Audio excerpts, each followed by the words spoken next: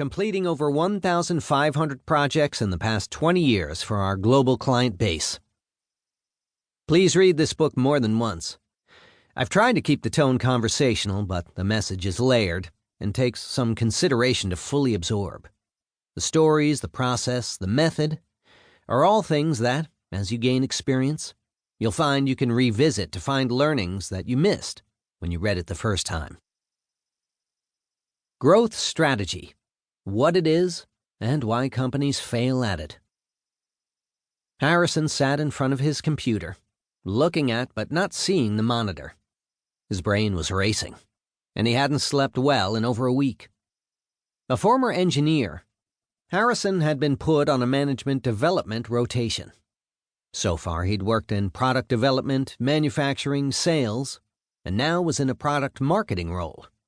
Always a producer for his team. This was an entirely new environment for him.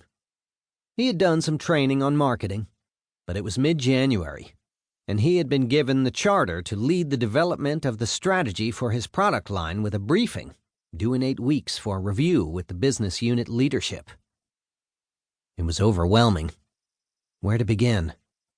He had last year's plan and a template to fill out, but it felt wrong. Formulaic, stale, checking the box. Who cared about market segment share, or average sales price, or all the other tables that he had to fill out? He knew what it meant to design a product and manufacture it, and knew that both departments were stretched thin. He felt the challenge of selling something new as the company had a retiring sales force and a new requirement for a new solution sale. In his gut, he felt that the reality of feet on the street didn't line up with these forms that the company had used for the past decade.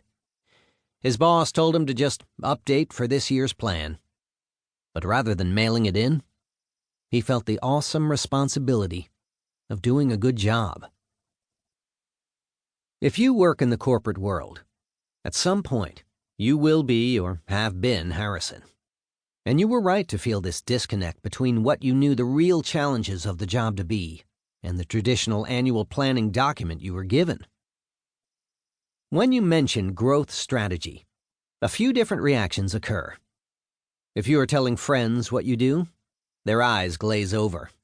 If you are being told you have a new role, you may panic a bit. If you are the one letting people know they are now responsible for developing it, you may be a bit concerned about what you will get back from them. Growth strategy development is the application of strategic thought to the challenge of growth. In its best form, it clearly articulates how you are going to achieve an objective, what you will do, who will do it, when it will occur, and why it is necessary to reach your goal. It reflects the strengths and weaknesses of your organization, the market landscape you will compete in, the adversaries you face, and the resources you have.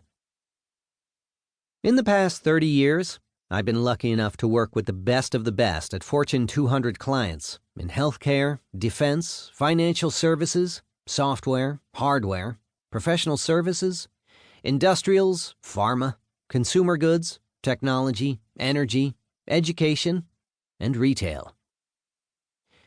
There are several key learnings that emerge when I look back on their growth strategy practices. 1. Everyone has a slightly different approach, although the very best have a structured, teachable, repeatable methodology. 2. If you know that it's all about the team that is executing. 3. There are core market elements universally assessed by the best of the best. 4. New business models have become recognized as disruptive and powerful tools. 5. Where you play geographically matters. 6. Timing is everything. Our process and framework incorporates these concepts in this book. Successful growth strategists are clearly not dreamers.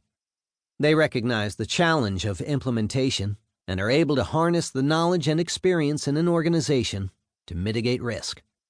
In fact, successful growth strategists are risk mitigators, not risk takers. They are pragmatic and know that successful growth